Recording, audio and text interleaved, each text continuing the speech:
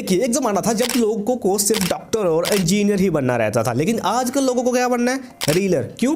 मशहूर बनना है। और मशहूर वही बनेगा जो इस वीडियो को पूरा वॉच करेगा, क्योंकि मैंने 2022 में काफी सारे पेजेस को ग्रो किया है और आप सब लोगों को मैं आसानी से बता सकता हूं कि आपको 2023 में क्या करना चाहिए अपने इंस्टाग्राम अकाउंट को ग्रो करने के लिए, अपने इंस्टाग्राम फॉलोअर को बढ़ाने के लिए। तो चले लेट्स गो। तो सबसे पहला स्टेप जो आपका है ना वो है एनालाइज करना। आपको सिर्फ इंस्टाग्राम को पहचानना है कि उसमें आखिर चल क्या रहा है। अब वो सब आप आराम से जानते हो कि इंस्टाग्राम पर क्या चल रहा है। आजकल रील्स चल रही हैं तो रील्स पर ही हमें फोकस करना चाहिए। और ये मैं नहीं बोल रहा, इंस्टाग्राम का जो राष्ट्रपति है ना उसने खुद बोला है कि इंस्टाग्राम अब सिर्फ एक फोटो शेयरिंग प्लेटफॉर्म नहीं रहा है। और अगर हम बात करें लोगों की, तो लोग भी इंस्टाग्राम के ऊपर क्यों आते हैं? बिकॉज ऑफ रील्स स्क्रॉल करने, और कुछ होने कोई मतलब नहीं है। आपको भी फोकस करना पड़ेगा रील्स बनाने में, लेकिन रील्स को वायरल कैसे करें? स्टेप 1 रील्स को वायरल करने के लिए। और आप अच्छी तरह जानते हो कि इंस्टाग्राम रील्स पर क्वालिटी कंटेंट काफी ज्यादा चलता है। मतलब रील्स की क्वालिटी होनी चाहिए, चाहे उसमें वैल्यू हो या नहीं हो, क्वालिटी मैटर करती है। तो आपको अपनी रील को 1080p पर ही शूट करना है। अगर आप इससे ज्यादा 4K में वीडियो शूट करते हो तो जब आप अपनी रील को अपलोड करने जाते हो इंस्टाग्राम रील्स के ऊपर, तो आपकी वीडियो को इंस्टाग्राम कंप्रेस कर देता है, जिससे आपकी रील ब्लरी हो जाती है। तो मेक श्योर आपको अपनी वीडियो को 1080 पिक्सल में ही शूट और एक्सपोर्ट करना है। और हाँ, मेक श्योर आप अपनी रील्स को डिफरेंट पार्ट्स में शूट करें। ऐसा बिल्कुल नहीं करना कि एक ही बार में पूरी रील को शूट कर दिया। नहीं, आपको डिफरेंट पार्ट्स में वीडियो को शूट करना है एंड उसके बाद आपको उसको एडिट करना है with the help of editing software. और उस वीडियो में आपको इफेक्ट्स भी ऐड करने हैं, ट्रांजिशंस भी ऐड करने हैं, और भी नई चीजों को अपनी रील वीडियो में ट्राई करना है ताकि आपकी रील यूनिक लगे और लोग उसको देखना ज्यादा पसंद करें।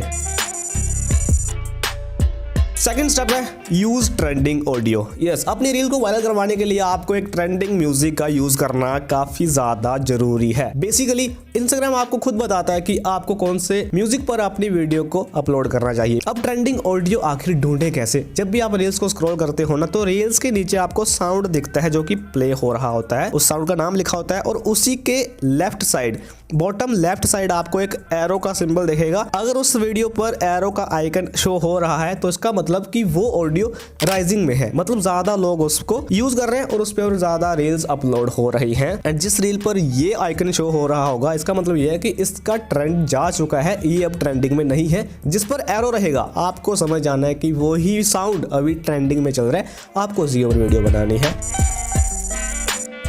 रील को वायरल करने का एकमात्र सहारा आपको न्यू फीचर का यूज जरूर से करना है। फॉर एग्जांपल, मेरा एक इंस्टाग्राम पर पेज है, मैंने उसी पेज पर एक सिंगल फीचर का यूज करके अपने 20K तक फॉलोअर्स को इंक्रीज किया है। That is remixing। यस, आपको अपनी रील्स को रिमिक्स जरूर से करना है। मैंने इसके ऊपर एक डेडिकेटेड वीडियो बना रखी है। काफी सारे लोगों ने रिमिक्सिंग का यूज करके काफी अच्छे खासे फॉलोअर्स बढ़ाए हैं। लेकिन ध्यान में एक चीज जरूर से रखनी है, न्यू फीचर जब भी कोई आए आपको उसका जरूर से यूज करना है और उसका पूरा फायदा लेना है। इसी बीच आपको मैं एक और फीचर से मिलवा देता हूँ। रील को एडिट करने के बाद अपलोड करने जाओगे तो इस सेक्शन के ऊपर आपको जाना है एंड इस आइकन के ऊपर क्लिक करना है।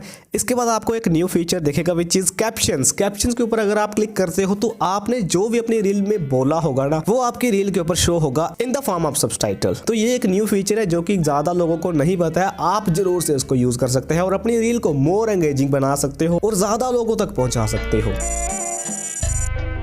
Fourth step, make clean and point two point reel. अगर आप अपनी रील में किसी को वैल्यू प्रोवाइड कर रहे हो तो आपको एक चीज माइंड में रखनी है कि आपको अपनी रील को पॉइंट टू पॉइंट और क्लीन रखना है। काफी सारे लोग क्या करते हैं, अपनी रील में काफी सारे टेक्स्ट को ऐड कर देते हैं। आपको टेक्स्ट ऐड करने हैं, लेकिन टेक्स्ट ऐड करने का कोई फॉर्मेट रहता है, कोई तरीका रहता है। फॉर एग्जाम्पल, ये रील है, आप देख सकते हैं कितने ज्यादा टेक्स्ट है, लेकिन एक एस्थेटिक वाइब हमें देखने को मिल रही है। इसके टेक्स्ट का फॉन्ट देख सकते हैं और इस टेक्स्ट का साइज देख सकते हैं। रील भी आसानी से दिख रही है और टेक्स्ट भी हम आसानी से पढ़ पा रहे हैं। तो कुछ इस तरीके से आपको अपने रील में टेक्स्ट ऐड करने हैं। तो ये थी रील्स की कहानी। अब बढ़ते हैं हम फीड पोस्ट की तरफ। जी हाँ, रील्स से पहले तो फीड पोस्ट का ही जमाना था। इंस्टाग्राम पर सिर्फ हम फोटोज पोस्ट कर सकते थे। काफी सारे लोग यही सोचते हैं कि हमें सिर्फ रील्स की हेल्प से ही अपने अकाउंट को ग्रो करवाना है, जो कि बिल्कुल सही नहीं है। आप अपने अकाउंट को ग्रो तो करवा सकते हो विद हेल्प ऑफ रील्स, लेकिन कुछ टाइम के बाद आपकी रील्स के व्यूज भी स्टक हो जाते हैं। और ये मेरे साथ भी हो चुका है। मैं 1 साल से इंस्टाग्राम को यूज कर रहा हूँ और काफी सारे पेजेस को रन करता हूँ। बेसिकली एक टाइम ऐसा आता है जब आपकी रील्स आपके फॉलोअर्स तक भी नहीं पहुंचती। आपके फॉलोअर्स रहते हैं 50 के और आपकी रील्स पर व्यूज रहते हैं 4 या 5 हजार। ये चीजें अवॉइड करने के लिए आपको अपने फीड पोस्ट पर भी ध्यान देना चाहिए, क्योंकि रील्स आपके फॉलोअर्स तक नहीं पहुंचेगी एक टाइम पर, लेकिन फीड पोस्ट की अगर आपने आदत डलवा दी ना अपने फॉलोअर्स को, तो वो फीड पोस्ट आपके फॉलोअर्स तक रेगुलर पहुंचेगी और इसका कभी भी एंडिंग पार्ट नहीं है। तो आपको अल्टरनेट डेज में ये दोनों काम करने चाहिए। एक दिन रील्स को डालो और एक दिन फीड पोस्ट को जरूर से डालो। बेसिकली इसमें भी आपको मैं एक टिप दे देता हूँ। सिंगल पोस्ट पर आजकल इतनी ज्यादा रीच नहीं मिलती as compare to carousel post. Carousel में क्या रहता है, जब हम एक से ज्यादा फोटोज को पोस्ट करते हैं तो उसको कराउजल फॉर्मेट कहा जाता है। तो अगर आपको फीड पोस्ट डालने हैं तो मेक श्योर आप कराउजल फॉर्मेट में ही अपनी पोस्ट को अपलोड करो। इससे आपको ज्यादा फायदा होगा, क्योंकि लोग स्वाइप करते रहते हैं और उनका टाइम स्पेंड होता जाता है आपके पोस्ट के ऊपर। और ये चीजें इंस्टाग्राम के एल्गोरिथम को हिट करती हैं कि कुछ तो है पोस्ट में, इसको मोर रीच देनी चाहिए। तो इंस्टाग्राम अब एक सर्च इंजन प्लेटफॉर्म बन चुका है। जैसे हम गूगल और यूट्यूब के ऊपर सर्च करके कंटेंट फाइंड करते हैं ना, सिमिलरली अब हम इंस्टाग्राम के ऊपर भी सर्च करके कंटेंट फाइंड कर सकते हैं। तो यहाँ पे हम सर्च सेक्शन में जाते हैं और मैं यहाँ पे टाइप करता हूँ डिजिटल मार्केटिंग। तो जैसे मैंने डिजिटल मार्केटिंग यहाँ पे टाइप करा तो हमारे सामने काफी सारे कंटेंट आ चुके हैं, जिसमें रील्स भी हैं और फीड पोस्ट भी हैं। आप देख सकते हैं टॉप वाले सेक्शन में हमें सारे कंटेंट शो हो रहे हैं।